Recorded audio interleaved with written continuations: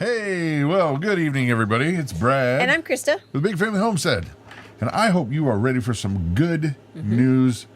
We have got some really cool stories tonight. Yeah, there's some really cool ones. Yeah, a la Paul Harvey. I miss Paul Harvey being on the radio, and I thought, well, dummy, you got a YouTube channel. Why don't you start just find these stories and share them with everybody? Of course. There's enough bad. We need some more good. Yes, definitely. So the way this works is we wait a little bit. We kind of stall and tell you what's going on here at the Big Family Homestead for just a little bit while we're waiting for everybody to get here, and then we bring on the good news. Yep. So that said, first things first, we have visitors. We do have visitors. Jonathan, Jessica, and Elijah are back for a week and a half, 2 weeks. 2 weeks. I don't think they've really said. 2 weeks. Have they? Yes. Yes. It's always an adventure when Jonathan's around. I'm putting that, Lovingly. That would yeah.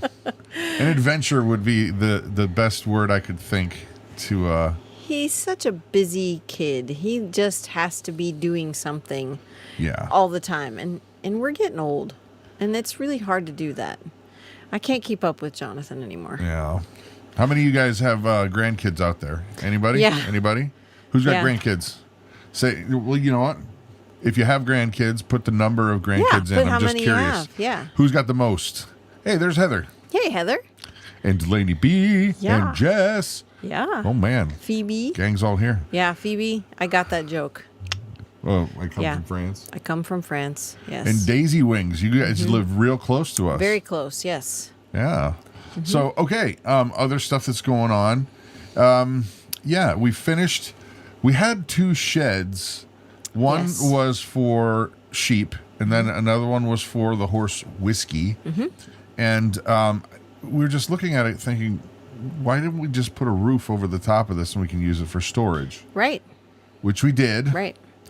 And we quickly learned, okay, first of all, the buildings were done separately. They were never planned to be put together.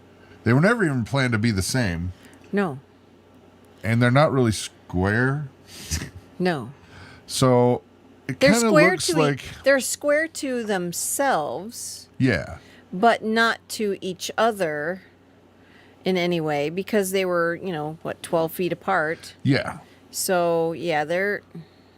So connecting them looks like it kind of dips down when it doesn't really, but it doesn't look as professional as I would really like it. That's really okay. But it's keeping hay dry. Right. We were originally going to put some yard goodies or lawn equipment under there, just to keep it out of the weather. But we were gifted some hay. 104 bales of hay. Yes, some good hay. Very nice grass hay, and so we thought, this looks like a good spot, because we don't want to tarp it, because in the winter time, the tarp will get covered in snow, and then we won't be able to get the hay out easily, because it'll freeze. That's hay. The snow will freeze on there, and it's really difficult to do that, to move that. So, and we don't have room in the barn for 100 bales. So we thought we would put it in there. So we've got some of it in there. We couldn't get all of it in there because we were getting ready to get downpoured. There was a nasty storm. Nasty storm coming. So we backed the trailer into the barn and put some of it that was in the back of the truck into the little shed. Yeah, so we've got some more work to do to transfer the remainder from the barn. Right, right. But it was okay. If you guys don't know, there's different ways you can bale hay. You can bale them in rounds and squares, and then there's tight squares, and then there's big squares, and there's little squares. Oh yeah, there's 1,000-pound squares. Yeah, these are pretty loose because they were done with what's called a kicker. Yes. And it's the coolest thing when you see it. Yeah. So you've got your hay all lined up. So the grass is cut. Let's go basics. Grass is cut. It's been laid out. It's been drying. They use a tedder to move it around so that it gets to the right consistency of moisture. Mm-hmm. If you put it in there too wet, you're going to get nasty problems. Right. If they can actually explode, believe it or not. Right. If your hay is not dried properly and you put a bale that's wet in there, that moisture will start to decompose and create heat, like a compost bin. And it can And it actually will catch on burst fire and into flames. Right. So now then you've got the hay rake. The hay rake, which then folds over the hay Yeah. into a row. And then A once it's dry, windrow, a windrow, actually. yeah. Remember? A windrow. We learning. learned that. We're learning. Yeah. And then you have your it's not a combine. I always call it Baler. a combine. It's a baler. A baler. Combines for corn. I know. Yeah. I know. But Too many names for different the equipment. one that we used when we were doing it, it's cool. It's kind of sticks out to the side of the tractor. You pull it, but it sticks out to the side of the tractor, and as you go, it like grabs the hay with long metal forks. Yeah. Yeah. And then it will smush it all into these bales, Kind of wrap folds it up.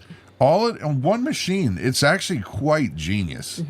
So then it mashes it all up, ties it all up, then it shoots it off a conveyor belt and launches it into the air into a Hay wagon. A hay wagon. I mean, if you get in the way, you're seriously getting messed up. You're getting knocked over. Well, when those get kicked into the hay wagon, they can kind of get loose a little bit. And that, I think, That was intended. I think that there's an adjustment that he can Yep. do on his baler that will make those bales tighter. Yeah, you can. But I don't know how to do that. So he intentionally did looser bales. So we got looser bales, which was kind of secretly really nice because They were not light. 60-pound bales. They were probably 30-pound bales, which was So- really nice. I could carry two. Because you just grab them two at a time and you go. You know, Yeah. no big deal. Yeah. So before we go any further, we need a favor of you. Because of the way the YouTube algorithm works, please make a comment of any kind, just even say hi or whatever, and hit the like button because that will send out the notifications to more people. Yep. So, yeah. So, hay, and thank you in Yes. advance. Thank you in advance. So we got the hay, and that storm last night knocked out our power. Yep. Power was out for an hour. Probably more than that. I don't know. Yeah, I can't remember, but it was still daylight out, so we didn't need to really do anything, and it was good. The kids were playing We played board game. Ticket to Ride. You Yep. guys know that game, Ticket to Ride? It's a really lot of fun. Yeah. It is. And it was really cool because we had all of our solar stuff ready to go. It was still like in dusk, Yep. so we didn't really need to No. worry about it. No. I mean, we probably would have done something if it hadn't come on before bedtime, but Yeah. didn't need to. You love homemade cornbread? So do I, I Susan. love homemade cornbread. It's so yummy. I do. I do. I do believe in fairies. I do. Okay. What? Nothing. It's just, that was funny. Well, I get going, you know. Yeah. Yeah. Baby Taquito likes Ticket to Ride. We just got the expansion pack, the Yeah. 1910 expansion pack. And let me tell you, they're bigger cards. So if you hate the smaller cards, get the 1910 expansion pack. Ticket to Ride. A Yeah. lot of fun. Yeah. And also, I wonder if they have it any European versions. They do. They do. They have a Europe map. Because then we could play Cathia's That's from right. France. Right. We could play her stomping grounds. Yes, that's true. And then we'd learn our geography. And that's a great point to that. That's a great benefit to that game is you're learning geography and where these countries are at. I've got a So. chicken to ride. That's hysterical. Oh, no, it's not the Beatles song. I know. Now I know what you mean. I don't know what song. She's got a ticket to ride. Oh, right. No, it's a game. It's a board game. board game. Ticket to Ride. Yeah. Yeah, a lot of fun. So. Anyway, so also, we did say that you were going to tell everybody about your issue, your medical thing. My issue. I have issues, folks. She does have issues. Yes, I have issues, and they're the blood clotting kind. They're so much fun. No, they're not. I'm just Yeah. joking. So I do have. I went to the doctor on Friday. For those of you who are in the devotion chat, I have a blood clotting issue. I'll just tell you, it's a rare form of some genetic mutation. It's very rare. Woohoo! You're lucky. I'm lucky. Yeah. Yay. You're special. I'm just not, I guess not like everybody else, right? You're special to me. That's good. I'm glad. So, I had surgery, Here, hand it to me. about a month ago. It's just don't show. I know. Okay. Our son's on the Our video son. chat right now. If you're wondering if we're live right now, We're live. We are. All right. Hello, friends. Here, wait. Hold on. Let me see. It'll go away. Can you- There. Hey, See? say hi to David. Say hi to David, everybody. Can we call you back? We'll call you back when we're done. All right, love you. All right. Bye. Love you, honey. Bye. Got to take the call from the kid. That you know, was hysterical. got to take the kid call. Yes, Faith, it does cause clots. We found out about this issue after I had given birth to Grace. And it's, it is what it is. It's not a big deal. Well, I mean, it can be. So I just have to be careful. I'm on blood thinners for the rest of my life. So I have to be careful when I'm working with a knife. I have to be careful when I get cut. I had surgery on my leg because I had bad valves and it was causing a lot of swelling and yada, yada, yippee, skippy. Well, in one of those veins, there has been a clot that has formed and It's got to come out. it's just annoying. It is not a DVT, which is a deep vein thrombosis. It is a surface vein, which is non-threatening, not life-threatening in any way. So it's fine. It will resolve on its own. I just have to put warm compresses on it. So Yeah. we're good. So in another month, I have an appointment to talk to Schedule the the doctor surgery. and schedule the surgery for my left leg. So we're Yeah. going to get this all taken care of. Well, and it was a blessing to find out and get Mm-hmm. it done because she was getting infections a lot. Yeah, I was getting cellulitis in my And right we didn't leg know what was causing it. and couldn't figure out why it kept happening. So they said, well, let's check out to see if you have any blood flow issues. Sure enough, I do. Yeah. Woohoo. So, yeah, but it's going to get resolved, and I don't think it. I didn't have any anxiety about it because I felt like God's in control. Oh, sure. This is not, and it's not. It wasn't anything that was going to be super crazy. The worst part about it would have been the anesthesia. That's the part that gave me the anxiety. Yeah, Because I don't like being asleep and not knowing what's going on. yeah, So- happens to me every night. Well, me too, but Every time I that's sleep, in I my don't know control. what's I going can on. wake up under my own power, where this one I couldn't. So that was pretty, and that was pretty. Okay. Anyway, Two more things, and then we're gonna move on. Jack and squat. Sorry. She steals my jokes. I got two things for you. Okay. Sorry. For you guys Lighten who the mood a little bit. yeah. For you guys who want to connect or learn or share your knowledge, any of those things, we have on our website, we've created a free forum for you to post knowledge. Gary, thank you. Thank you. That's very kind of you. Wow, cool. That's awesome. We've got a free forum for you to go there and share your knowledge or talk with people or say, hey, are you in central Wisconsin? Like, Daisy Wings. yeah. And There's you several might, in you might, Wisconsin You here. might find people you want to hook up with in terms of getting together and sharing knowledge, barter, that sort of thing. Yep. It's free. All you got to do is sign up. You got to understand, though, it's not automated, so we have to actually approve it. Yeah.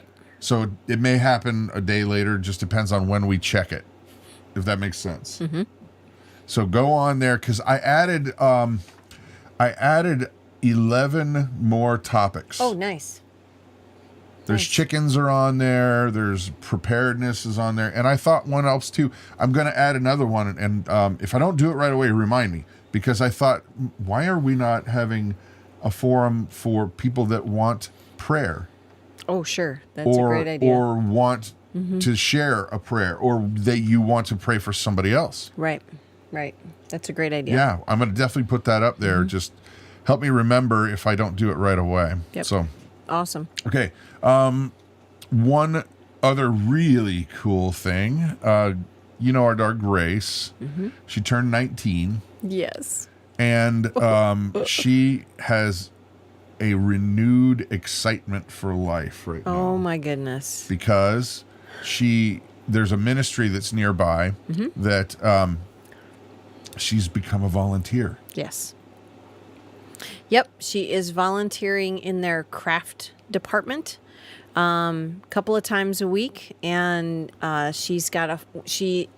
and her, I guess you could say, boss is a good friend of ours and understands her needs and she's so helping kind. her out, so super kind, and just working with her and teaching her different things, and it's She's really helping out. cool. Yeah. And it's like you wouldn't. Okay, from my perspective as a dad, it is really difficult to watch your special needs daughter feel like, why am I even here? And that's how it was.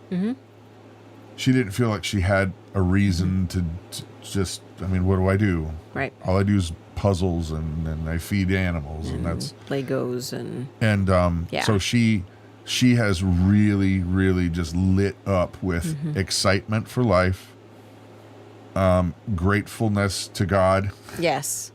Yeah. And she feels like she has something, a reason and a purpose on something she can do. And this is something, it's not just a summer thing. She can volunteer all winter even. And I love it. Yeah. I love it. Oh, yeah. And you know what?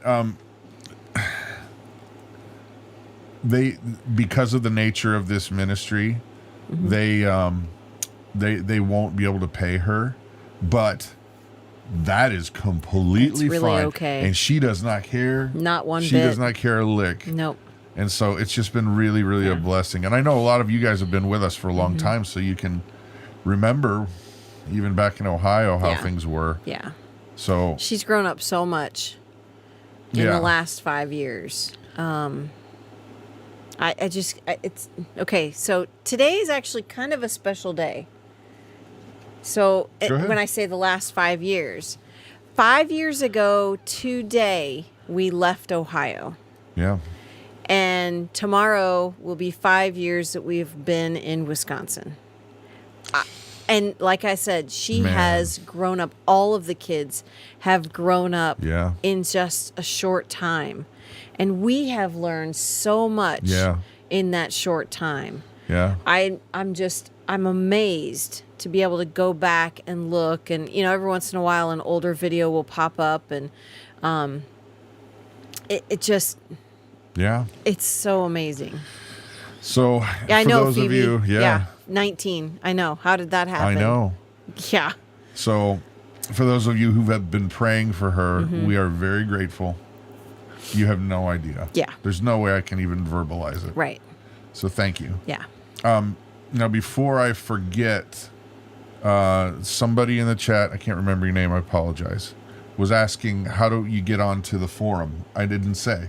Oh. You go to our website, go to bigfamilyhomestead.com, and then there's a tab right there in the top that says forum. Yep. And then you'll have to fill in your email address, and then it'll send it to me or Christa. Right. And when we can get around to it, we will approve you. But I will say this. If your email address looks like a troll or a marketing company, I don't approve them. No. So if your name looks like, if you had a name like info at Comcast.net, I probably would not approve it because I would think it's an automated troll. and Right. we're trying our best to keep the trolls off. So if that's you and you're like, no, this is really my email address, email me and say, no, that's me. So info@Big Family Homestead. Yeah. Anyway, so okay, it's time. Let's find it right here. Oh yeah.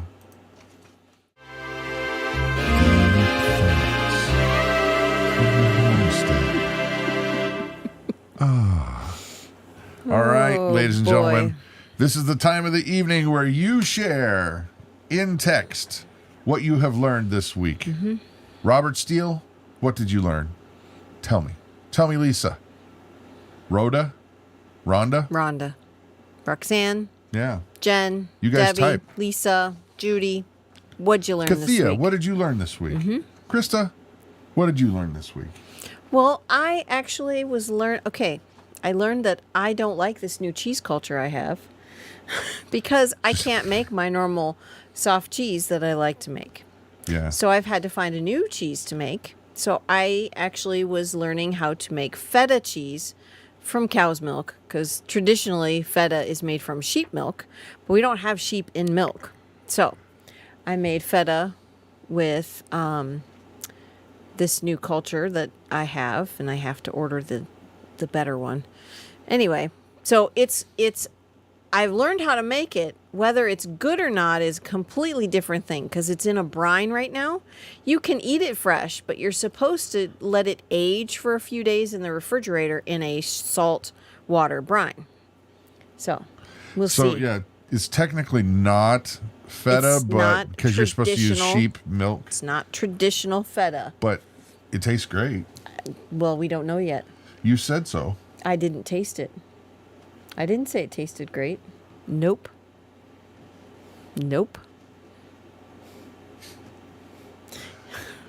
I like to make cheese that's easy. She I makes don't it cheesy. Easy cheesy. I like to make easy cheesy. I don't like difficult steps in making cheese. It's just a pain. Delaney so- B learned how to sew pants. Oh, very cool. That's very nice. I also found out what happens when you get the seam allowance in the backside part. Ooh. Too tight. I don't know what that is, but that sounds like I don't want to be involved. The seam down the back side. My. If you get it too tight, the pants are too tight. Snug. Gene, I bet you could make feta with goat's milk, but I don't know. Actually, yeah, you can. Go to Cultures for Health. They have a recipe. That's the recipe I was using. Yeah. Mother Yeah. riches are great. So, Robert Steele said he's learning Full Stack Scenic Plus. That's programming language, coding. Oh. And okay. that I would like to be learning that myself, Yeah. but I learned a lot about ethanol this week because in my professional career I do video production for real, not just like the silly stuff you Yeah. see on YouTube. And we dealt with a company that they're one of the biggest ethanol producing companies that makes the machines that make it. Because they need to revamp some video, and I'm going to be doing that for them, which is really cool. But I learned a lot about how it works, and they're on the verge of making the production of ethanol 30% more efficient. Wow, that's awesome. That will turn the corner because everybody knows it takes X amount of corn to make X amount of ethanol. And so it's not really a great return on your investment. No. But when they do this 30% deal, you better believe it will. Cool. That's going to be awesome. So let me go back to here. All righty. Isn't that cool? Swooshes. Swooshes. All right. I think it could be very well. I should have gone over here, though, because I think it's time. It's time for some good news, folks. You guys ready? I hope you're ready. I'm ready. Let's see. So tell them how this goes if they're just jumping on. Well, we're going to read a few stories. These are all true. These are all true stories that some of them are older Paul Harvey stories, and some of them are newer, more current stories. I love the Paul Harvey stories. I love historical stories. So Yeah, some are just even scientific advances. right. So he's going to read one, and then I'll read one, and then we'll take a break in the middle and Chat it up. chat it up, and then Yep. we'll finish Don't forget it out. to say hi. That's Okay. right. So on your market set, here we go. Drought-proof weed may hold the key to feeding the world, according to new research. We have that growing everywhere. Yep. Check this out. The common plant known as purslane harbors important clues about how to create valuable drought-resistant crops. Yale scientists describe how portulaca oralacaca, I might have added an extra "ca" in there, I think so. integrates two distinct metabolic pathways to create a novel type of photosynthesis that enables the weed to endure drought while remaining highly productive. This is a very rare combination of traits and has created a kind of super plant, or one that could potentially be useful in endeavors such as crop engineering, said Erica Edwards, Yale professor of ecology. Plants have independently evolved a variety of distinct mechanisms, or maybe God just planned it that way, Yeah. which I tend to think that's probably more the case, which allow the plant to remain productive under high temperatures. The plant is also one of the most nutritious greens you can eat, according to the National Institute of Health, which reported on its omega-3 content. It is available in farmers markets and Hispanic stores in the U.S. by the name verdolaga? Verdolaga? Would you call that verdolaga? Sure. Okay. It's also a delicacy in certain Middle Eastern cuisines. In Afghanistan, the leaves of the plant are cooked together with mung beans for a heart-healthy, delicious dish. Interesting. Very There you go. interesting. So, I don't know. You guys ever seen that? I see it all over the place, but it is where it's dry. It's where we dug the trench for the barn. That's where it grows, in that dirt. It's not grassy. Yeah, but we don't have drought here. But it still grows. Yeah, it still grows. Interesting. Well, there you Very go. interesting. All right, this one's really cool, actually. There's a lot of cool stories, but this one is Eat the is weeds, interesting. says Phoebe. Yeah. Miners in Angola have uncovered another giant pink diamond just 7 years after they opened the mine in 2015. The 170 carat stone is a historic find because it is believed to be the largest pink diamond recovered in the last 300 years. The diamond has been given the name the Lula Rose, named for the mine itself, which has been extraordinary in its revelations. So far, the Lulo mining project has uncovered 27 diamonds weighing more than 100 carats. Nice. Including the largest diamond ever found in Angola, the 404 carat, the 4th February stone, which sold for $16 million in 2016. Yikes. My graciousness. The historical pink diamond is the 5th largest diamond found in the southern African nation. The Lulo Rose will be sold by the Angolan State Diamond Marketing Company. Lulo is truly a gift. We are once again made very proud by yet another historic recovery. Man, that's going to be wow. One big payday. No kidding. No kidding. I mean, what do they do with it? I mean, they're not going to cut it apart. Somebody will probably just buy it just like that. And do what with it? Sit on a shelf? Yeah. I mean, it's silly. But then again, all that stuff really is the same. Yeah. I mean, people want it just because they want it. Or Right. it's a status symbol. Yeah. It's so silly. You know, but- to me it is. You know, I'd sell that thing and feed a lot of people. No hungry kidding. people. No kidding. Well, you know how I feel about diamonds, so. We're not into diamonds. No, not at all. Because of how a lot of them are gotten. Right. And how many people are abused. Yep. Or worse, getting them. Right. So we decided intentionally to go the cubic zirconia route for her wedding Right. ring. I don't. Yeah. That's right, Phoebe. Paperweights. It's a paperweight. You bet. Yeah, it's cool, but Doorstop. There you go. You guys playing the prepper game early, huh? What Yeah, can you no do kidding. with a 120? 170 carat pink diamond. I don't know. Yeah. All right. So here we go. This is fun. When there are a number of eyewitnesses to a crime and the criminal is yet unidentified, they call a police artist. And that artist makes what's called a composite illustration from the various eyes and noses and hair and so on. A composite illustration from the descriptions of the witnesses. Well, now what I'm going to tell you is about something like that. In 1936, an established Midwestern company summoned an artist to its headquarters, and this artist was introduced to the employees. From that meeting, the artist, Nisa McMain, walked away with a composite drawing. It was an illustration so detailed, so lifelike, that one seeing it would be certain that he could identify the person that represented it.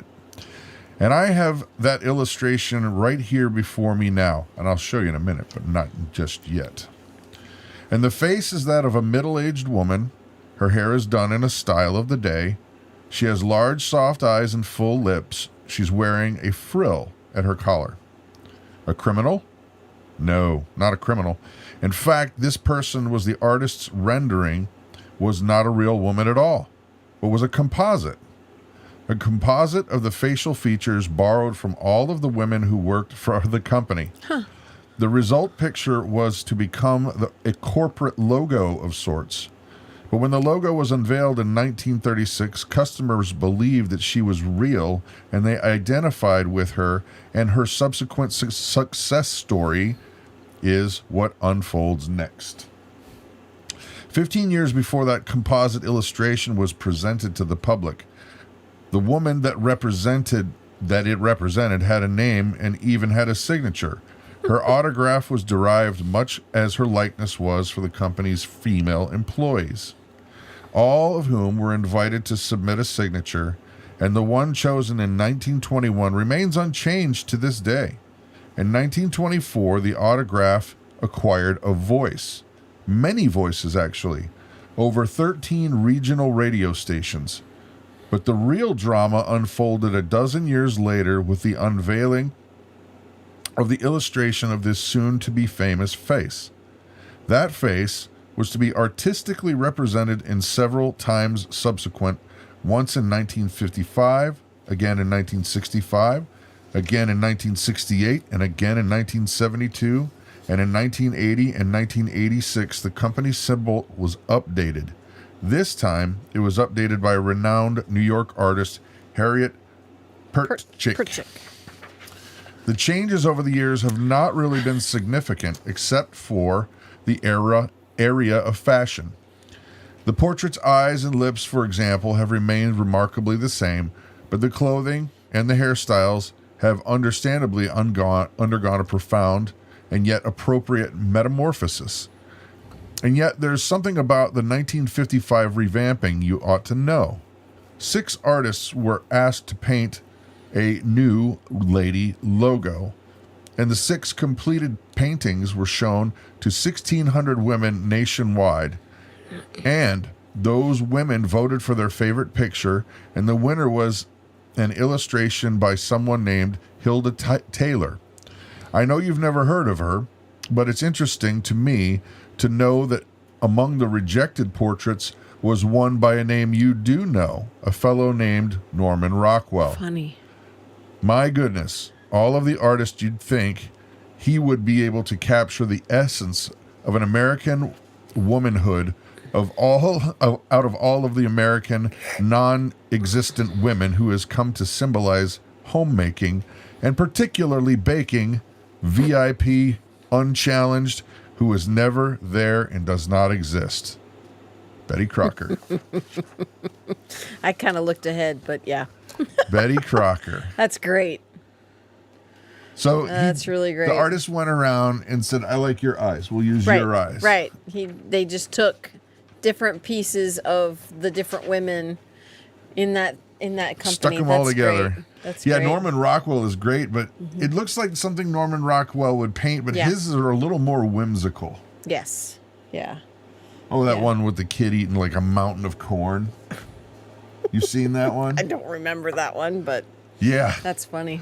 He's got what has to be like 12 things of corn on his My plate goodness. That's too funny. there. All right, one more. I had no idea that she was a Fake. fictional person. All right, this one's really cool. So, wild feral horses have roamed freely across an island off the coast of Maryland and Virginia for hundreds of years. But exactly how they got there has remained a mystery. Now, in a new study, ancient DNA extracted from a 16th century tooth suggests that the old folk tales claiming that horses were Marooned? Yes, it's those two Marooned? words together. It's just Marooned. were marooned on Assateague following a Spanish shipwreck are likely true. Man, I'm glad you got this story. Yeah, right. I would be tongue-tied. I know. An abandoned Caribbean colony unearthed centuries after it had been forgotten, and a case of mistaken identity with the tooth, long thought to be from a cow, have conspired to rewrite the history that the barrier island 1,000 miles away.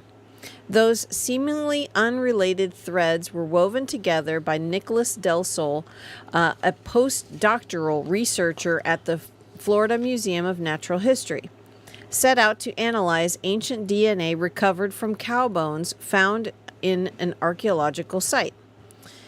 Del Sol wanted to understand how cattle were domesticated in the Americas, and the genetic information preserved in centuries-old teeth held the answer. But they also held a surprise. The specimen in question, a fragment of an adult molar, wasn't a cow tooth at all, but instead once belonged to a horse. The DNA obtained from the tooth is also the oldest ever sequenced for domesticated horse from the Americas. Cool. The tooth was excavated from one of Spain's first colonized settlements, located on the island of Hispaniola. The town of Puerto Real was established in 1507 and served decades as the last port of call for ships sailing from the Caribbean. But rampant piracy and the rise of illegal trade in the 16th century forced the Spanish to consolidate their power elsewhere on the island. And in 1578, residents were ordered to evacuate Puerto Real. Today, the U.S. Bureau of Land Management estimates that there are roughly 86,000 wild horses across the country, which most of which are located in the western states such as Nevada and Utah. Del Sol hopes the future ancient DNA studies will help decode the complex history of equine introductions and migrations that occurred over the last several centuries and offer a clearer understanding of today's diversity of wild and domestic horses. That is cool. That is really cool. I do know from our friend Heather, who lives in Wyoming. Yeah, I was going to bring it up. That if you can catch one of the wild Mustangs, you can keep it. I did not know that. Yes. That's got to be a local thing, like based on Gotta where you be. live. Gotta be a local thing. But they You can catch them and you keep them. you can catch them and you can keep them. You don't have to. It's not like fish. You don't got to throw them back. No, you can keep them. Oh man. Because it helps to keep the wild horse population down because they're grazing all over, Yeah. everyone's land. So I can't imagine how difficult it would be to try to train a wild Mustang. takes a long time, I would imagine. Huh. Oh, that's cool. Janet's been to Assateague That's and neat. seen the wild horses. Very cool. Cool. Very cool. All right, ladies and gentlemen, time for the shameless. What does Rush used to say? Profit margin, Profit. timeout, something like that. Obscene profit timeout. There we go. But it's not for us because we barely making enough money to even do this. But No. praise God, we're lucky, we're blessed, we're God happy. provides. God provides. Yeah. But that said, we do try to let you know on things that you could do that might be able to help us out and you out at the same time. Right. Thrive Life. Right. Thrive Life, we love our freeze-dried food. You know that we're not going to make a crazy big pitch, but we're going to say, check this out. Right. These are the August specials right now. I just screen capped this shot. These are just the specials. Right. So all of these things are still in stock. I looked up the blueberries, for example, and the blueberries are 20% off, and they're free shipping on anything over $99. Yep. So Yep. you want to tell them that it's free to sign up to be... Oh, monthly deliveries. If you just want to test some stuff out, you can get a monthly delivery. It's free to sign up. It's easy to cancel. You can skip. It's rearrange things. It's super however you easy. want to do it. You can put whatever you like in your monthly delivery. You can do it weekly. You can do it bi-weekly or bi-monthly. It's really all up to you. Yep. So... Whoa, Melissa. Melissa, thank you you. very much. Praise God. All right. We can pay Goodness. the internet bill. That's nice. Yes, Thank we you, can. Melissa. You totally threw me, Melissa. So Thrive Totally Life. threw me. Thank Get you you. some food. It's delicious. Single ingredients. You can make your own recipes. And yeah, they're like 20 and 25% off each of those things right now. So Very cool. Yeah. And the other thing is, if you don't forget about the free forum, that's nothing. You just go to bigfamilyhomestead.com and then the forum is right there. And I am going to put that one up for prayer ASAP. I saw somebody earlier who was saying they wanted to share some of their Christian poetry. Yes. Ask Kermit. You know what? Maybe Actually I'll put saw up just a general one. That would work. That way it kind of would be a bucket that Sure. everything that doesn't exactly fit can fit. And the other thing is, if you just want to help out, you got $1 or $2 a month and you just say you want to help, there's always our Patreon. So that link is down below. So there we go. I have to say goodnight real quick. Kathia is going to bed. It's 2:41 in the morning there. Oh. So good night. Good night. Sleep well. So thank you All for right. joining us. Okay. There we go. Yeah.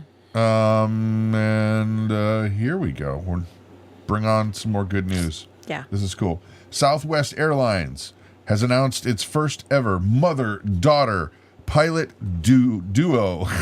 Oh, no. Isn't that cool? No, no. After Holly Pettit joined her first officer, Keely Pettit, in the cockpit. Mother Holly Pettit started her aviation career fresh out of college as a flight attendant and working for another carrier. After riding in the jump seat in the flight deck, she realized she wanted to learn how to fly planes. She then got into a work training and obtained her certifications. Holly also took care of her 3 kids while taking flying lessons. With help of her husband and mom, she was able to pursue her dream of being a pilot. Holly's daughter, Keely, grew up around the Southwest airline family and later became an extension of it. At 14, Keely realized she wanted to follow in her mom's footsteps and become a pilot. She earned her pilot's license and even landed an internship at Southwest in fall of 2017, a runway for Keely to learn more about her aviation career. Southwest was always the end goal for me, said Keely. There was really never any other option.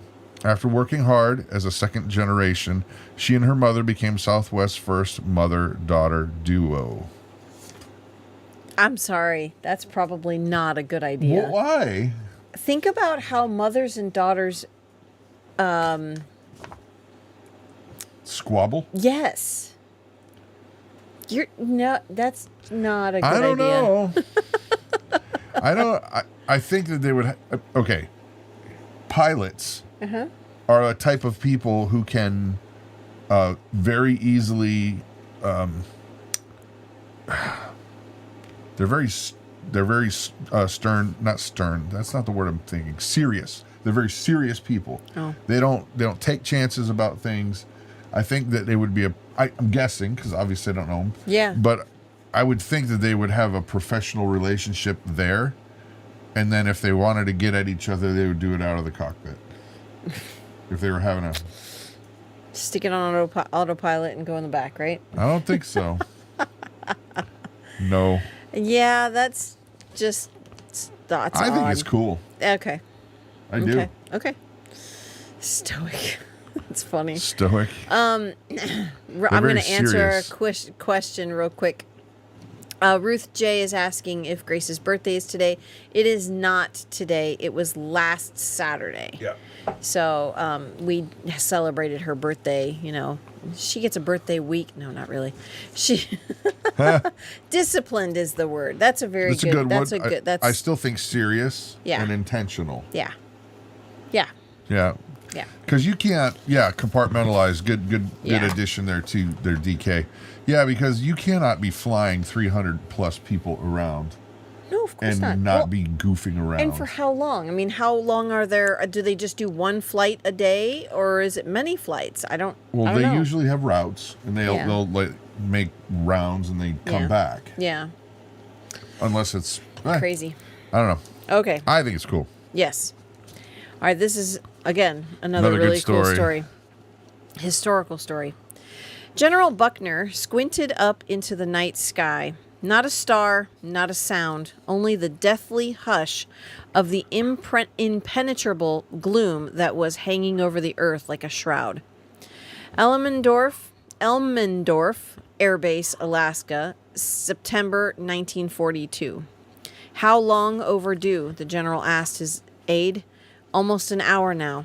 The incoming transport should never have attempted Elmendorf.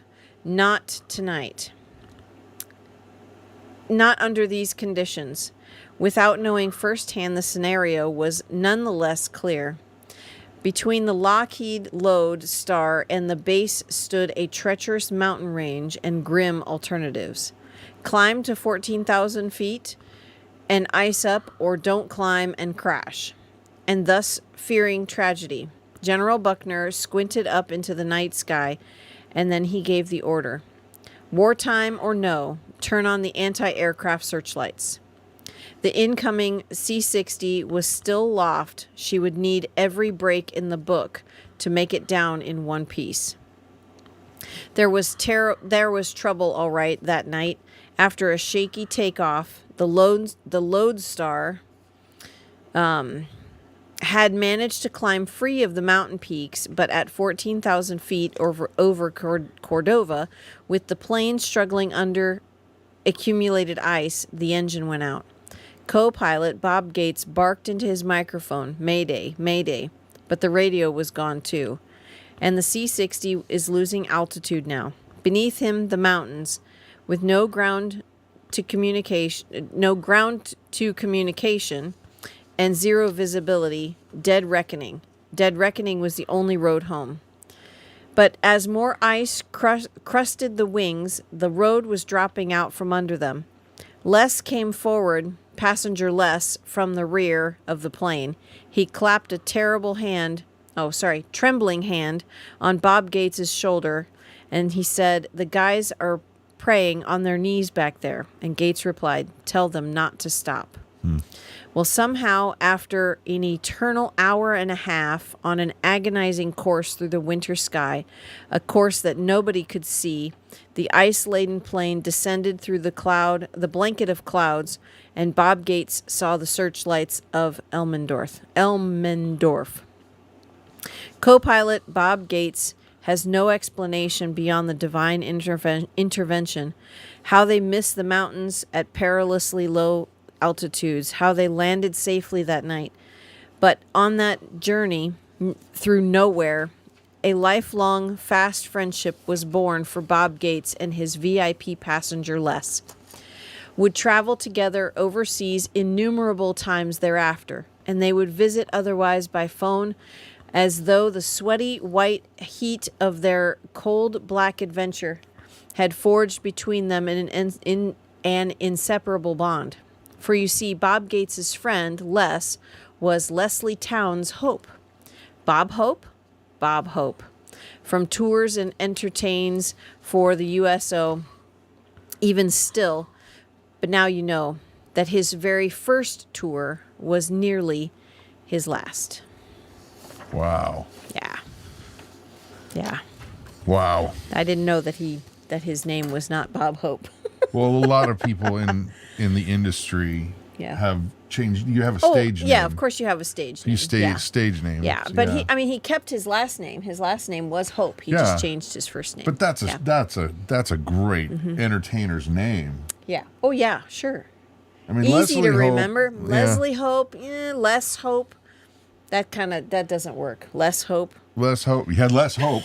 Get it? Yeah. You got less hope, man. That's not a good stage name. Yeah. So Bob Hope, that works. I can really see works. it. Yeah. I can see it. That's funny. Got a couple more for you guys. All right, here we go. Let me see if this one.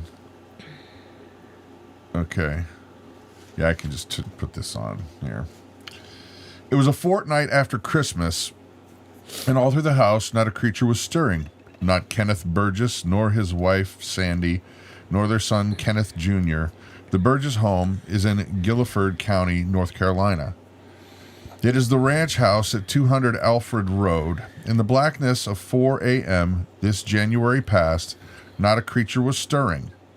The old clock had been placed on the mantel with care, the chiming clock above the fireplace in the den. And then the clock chimed, and Mr. Burgess awakened.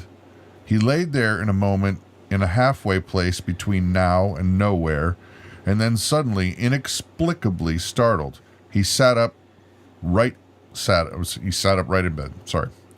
Something nearby. Something was in the house. Something itself was terribly wrong. Ken whispered to his wife, Sandy. He said again. His wife was still sleeping. Well, Ken climbed slowly out of his bed and made his way down the hall. Not a sound was coming from Ken Jr.'s room. But now, Mrs. Burgess was awake, wondering where her husband had gone and why. The mantel clock had chimed and awakened him, explained Ken, and he was suddenly overcome with the feeling that all was not well.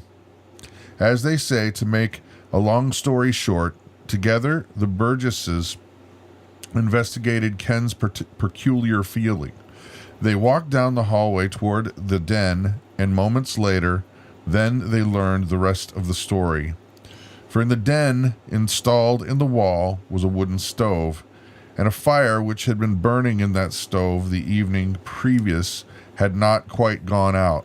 The smoldering embers had somehow flared and burned through the upper portion of the stove into the wall above, and smoke was beginning to billow. Ken grabbed for the telephone, and shortly the Pinecroft's Sedgefield Station firefighters arrived. They dashed into the house and into the den. It was messy business stopping the blaze and a lot of water damage, but massive damage was avoided and possible tragedy averted. From the den wall to which the fire was confined, the flames would have spread very quickly. The waves of smoke alone could have killed the sleeping Burgess family, but Mr. and Mrs. Burgess detected the fire in time because, as I say, Ken was awakened by the chiming of the clock on the mantel. The fire chief, Chief Bryant, says that in his 40 years of firefighting, he's never seen anything quite like what happened last January at the 200 Alfred Road home. Under other circumstances, in a house without a smoke detector, the place and everything and everyone in it could so easily have been lost. But the Burgesses and most of the Guilford County home are entirely safe because Mr. Burgess was awakened by that mantel clock. That old battery mantel clock, which has not run and had not run for 3 whole years. What? You like apples? I like them apples. How about them apples? That's right. I think God was looking out for that family. I think so. That's really amazing. My goodness. Tina from Australia is here. Hi, Tina. Hello, Tina. Why do you put on an accent when you talk? I wasn't trying to. It came out really bad. Sorry, Tina. I don't know. I mean, if you're going to go for the Australian accent, at least do Steve Irwin. I can't. That's not She's a beaut. Isn't she gorgeous? She's a beaut. That's funny. As you can see, this is quite painful. Yeah. It's oh a my really gosh. bad accent. Sorry, Tina. Yeah, we're really bad at that. Sorry. Not trying to be insulting, just trying to be No, funny. not at all. Not trying to be insulting. And I know, it's funny. And why is that always the people that go to that? Like What? if they see that you're from Australia, everybody starts talking in an Australian accent. And bad, badly bad. too. Yeah. Sorry. I'm really sorry. We really liked Steve Irwin a lot. I wish he was still around. I think Australia is a beautiful place. I wish we could go there, but Yeah. It Yeah, was it a was. bad accent. All right, let's do American. you're honest. Let's do American, okay. thanks, Tina. I appreciate the honesty. I'm going to try and get through this last story. This one's cool. This is really cool. Very cool. Oh, my heavens. That's funny. All right.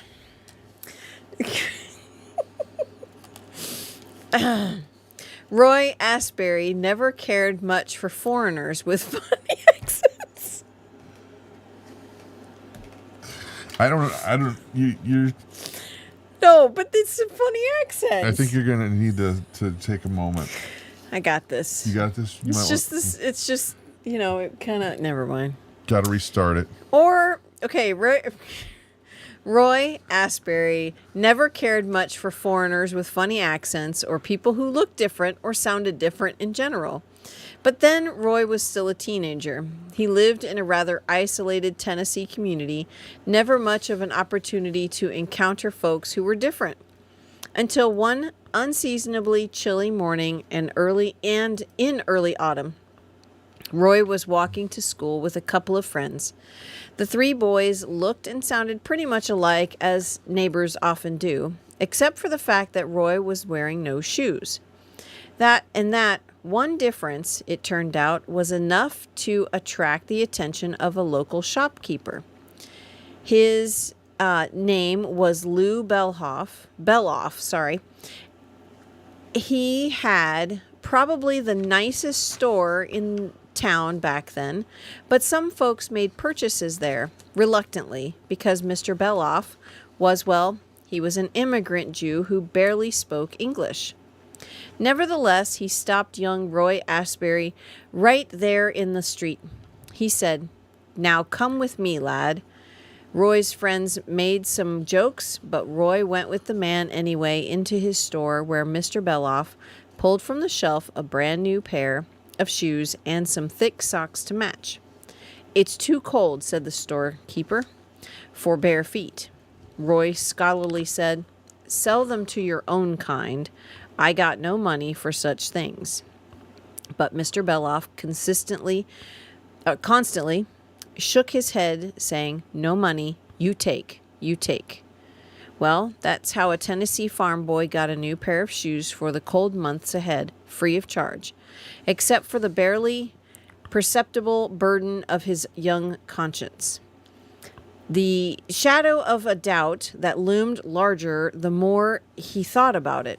The nagging notion that maybe being a little different wasn't all as bad as he had once believed. Well, anyway, let's move forward to September 1944. That boy has become a man. He's an American soldier in Paris, France. D-Day was 3 months past, and V-Day is 8 months in the future. Roy is strolling the old city, inhaling the spectacular sight of which he had only dreamed back home. When he comes upon this building, with children's faces gazing forlornly from the windows, Roy goes inside. He learns from an ancient Catholic priest that he is caring for 300 orphans, youngsters whose parents have been taken to Germany with the Nazis and never returned. Most of the orphans are little girls. Practically all are Jews, with rapidly waning cash resources, and only 4 exhausted sisters to work there, and the priest is doing the best he can. But the children who need more clothing and more food and medicine than they are receiving. The children are dying daily. In the dark hours of the following morning, Roy's lying awake in his bunk. But finally he gets up and he awakens one of his buddies. He said, "We're going AWOL." Within an hour, the two have commandeered a truck they have relieved, an army supplied depot of tons of goods, 1,500 pounds of sugar, 500 pounds of candy bars. It was almost daylight when the truck pulled up to the orphanage and deposited its cargo. No, Roy and his buddy did not get into trouble. In fact, with Roy's encouragement, the United States Army was soon delivering food and clothing and medical supplies to the orphans. So this is a Christmas story, you might say, at least insofar as Christmas is a day that can fall on any day of the year. But it's a story of redemption as well. For as Roy Asbury would insist all his life long, that there would have been no love in his heart for strangers had someone not put it there. You see, when the priest at the orphanage heaped gratitude upon him for his extraordinary deed, Roy said, "Don't thank me," Roy said. Oh, said twice. Oh, Roy said, "Don't thank me. Thank an old Jewish gentleman who one frosty morning, a long time ago, put shoes on a boy's bare feet."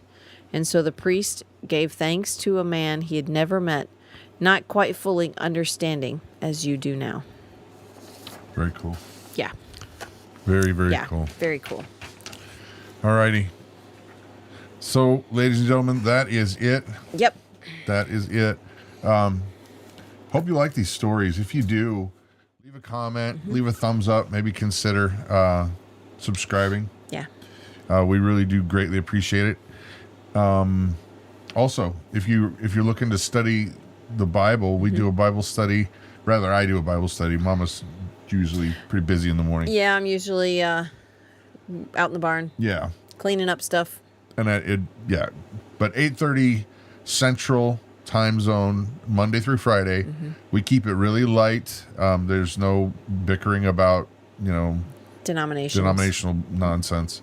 No. So we usually read it, unpack it, talk, pray for each other, and that's that. Yep. So, that said, thank you guys for coming, because it's been great, and we're going to pray real quick and get on with our day. So, Father God, thank you so much for bringing each and every one of these people here. Lord, I ask that you just give them a big old hug and let them know you always have cared and you still care and you'll never stop caring for them.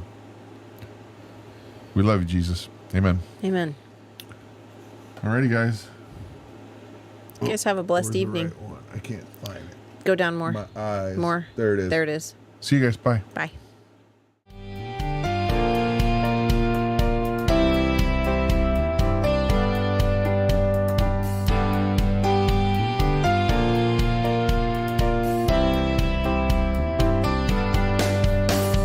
Trust in the Lord with all your heart and do not lean on your own understanding. In all your ways acknowledge him and he will make straight your paths. Be not wise in your own eyes. Fear the Lord and turn away from evil. Does not wisdom come? Does not understanding raise her voice on the heights beside the way?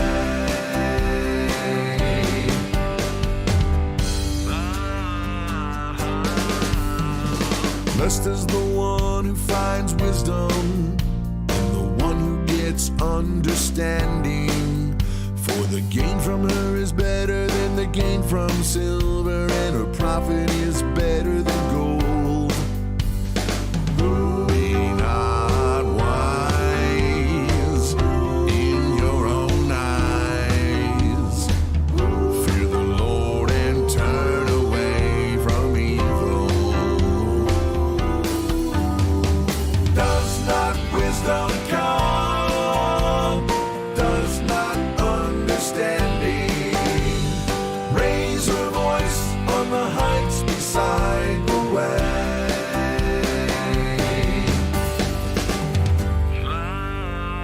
home.